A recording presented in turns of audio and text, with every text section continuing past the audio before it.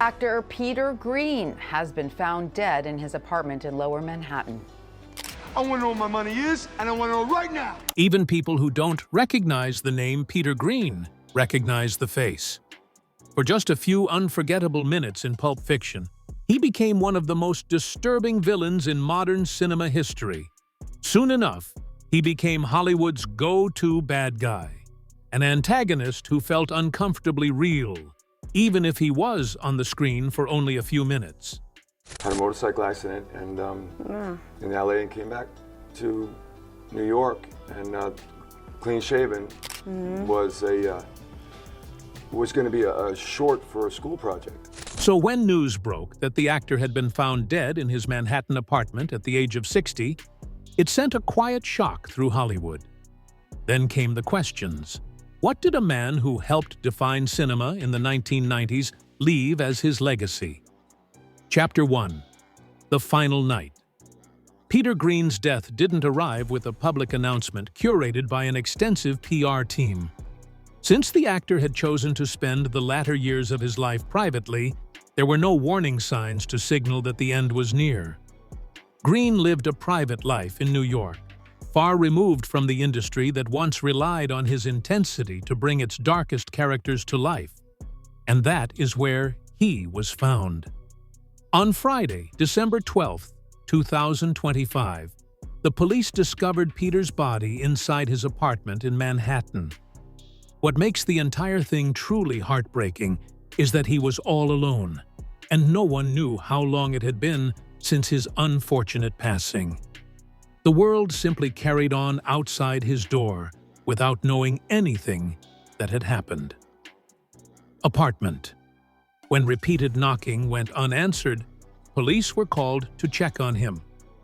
According to his manager, Greg Edwards, a neighbor became concerned after hearing Christmas music playing non-stop inside Greene's New York apartment. When repeated knocking went unanswered, police were called to check on him. Officers arrived for a wellness check and entered the apartment with the help of a locksmith, only to find Greene deceased. And then, as the first report spread, more unsettling details began to emerge. Multiple outlets reported that Greene was found lying face down, and that there appeared to be signs of injury and blood at the scene. Some of these details come from what one of his neighbors claimed to have seen. The investigators reportedly did not treat the death as suspicious at the time. The imagery alone was enough to shake Hollywood. But that's not all. The most eerie detail at the crime scene was a handwritten note found near the body. The note read, "I'm still a Westie." The phrase is a possible reference to the notorious Irish-American gang associated with Hell's Kitchen decades ago. But for now, Greene's involvement or the meaning of the note remains unknown as investigations remain ongoing. The cause of the actor's death has not been publicly confirmed as of yet, and this uncertainty is leading to people coming up with all kinds of theories and possible explanations as to what might have happened. Peter Greene is survived by his 16-year-old son, Ryder, a brother and a sister, with no known romantic partners at the time of his death. However, what is definitely known comes directly from Greene's manager. Greg has shared details of his final call with the actor, and according to him, Greene did seem to be a little anxious in the days leading up to his death. The manager assumed that he was just a little stressed out, and the fact that everything else seemed normal led him to believe that the actor was doing fine. The only concern Greene expressed was an upcoming medical procedure. He had been scheduled to undergo surgery to remove a benign tumor near his lung, a procedure doctors reportedly described as non-life-threatening. He voiced the same apprehension anyone might feel before surgery. Then, the conversation moved on. Greg added that the news came as a total surprise and described the actor as a terrific guy and a great friend.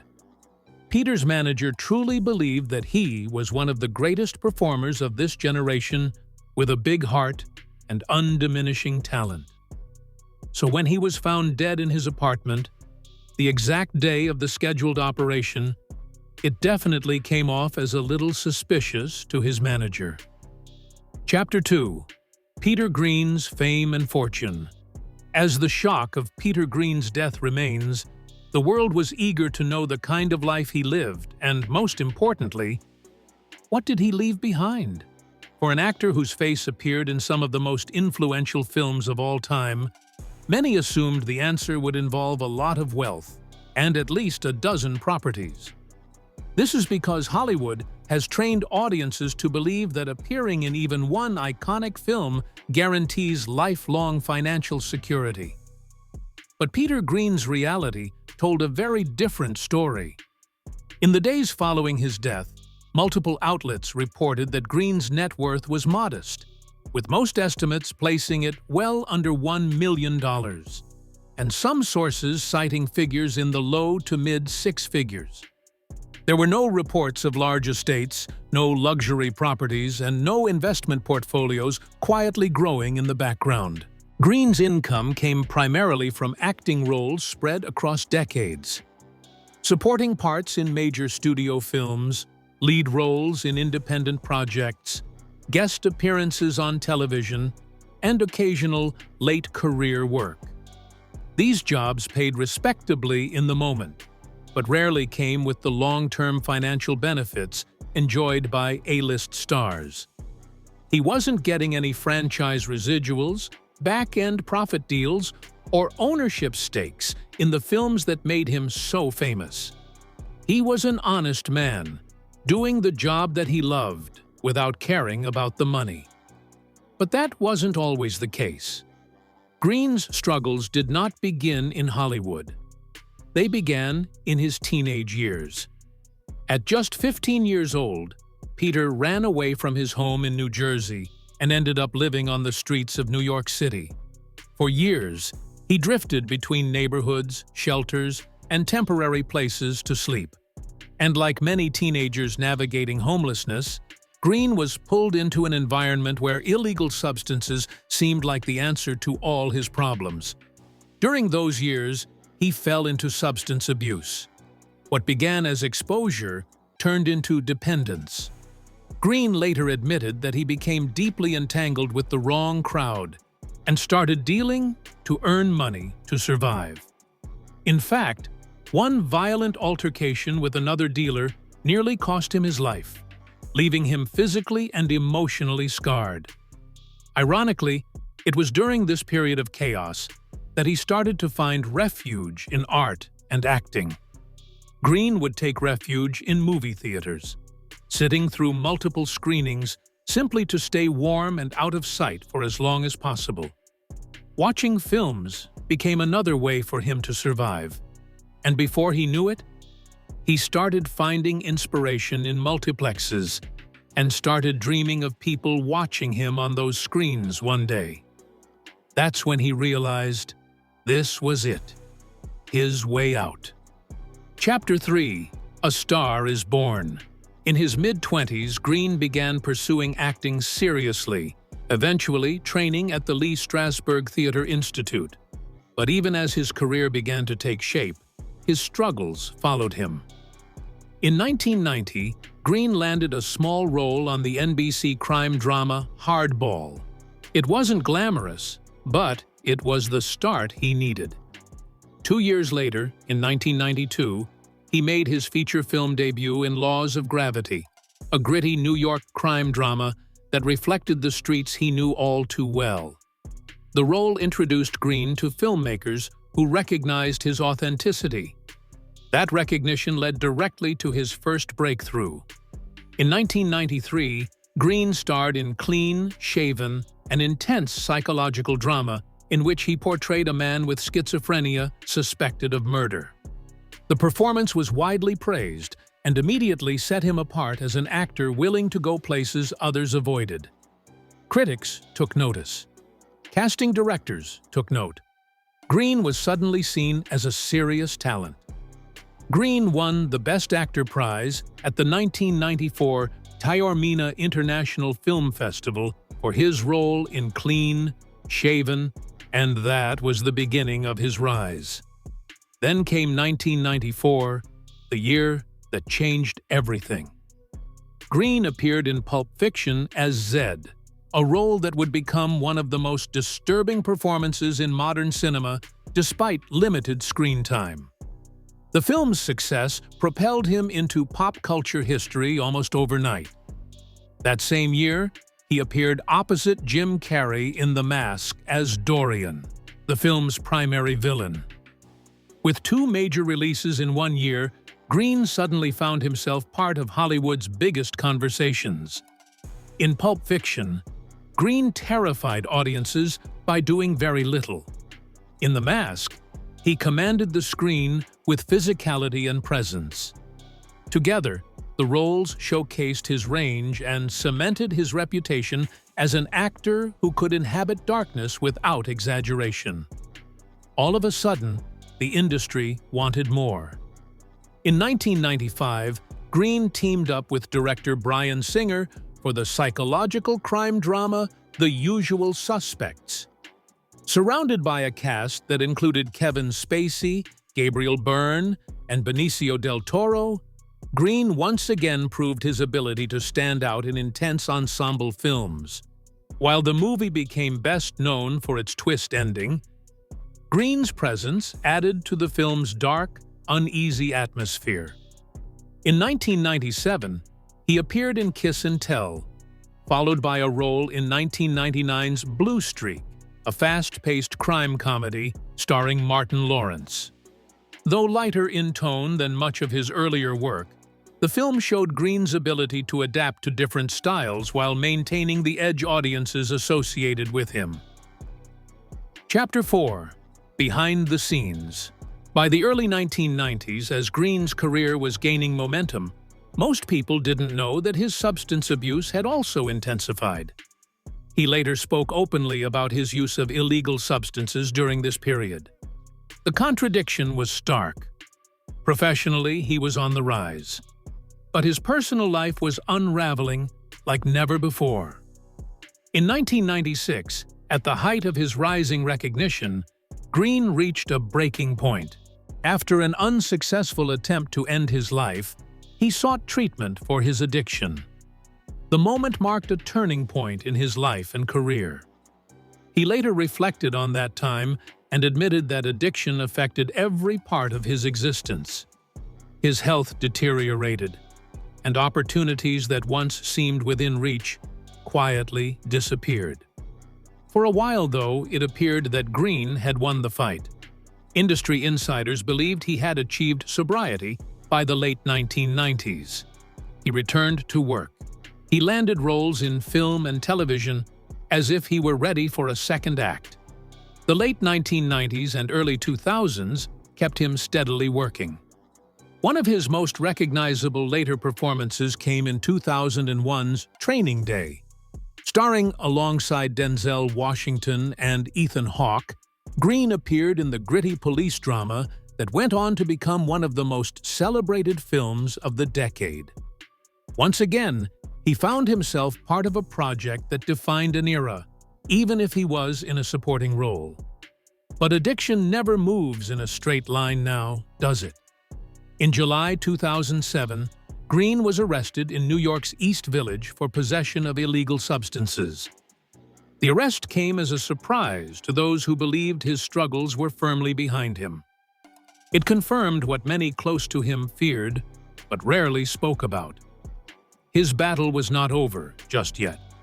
That's when his career started to suffer once again. The truth is that Hollywood only tolerates one's personal struggles until they interfere with dependability. Once that trust is gone, the work slows down. For Greene, the consequences were subtle but permanent. It wasn't like he was ousted from the industry overnight, but roles became smaller, and he suddenly found himself limited in terms of new opportunities, and his financial stability took a huge hit.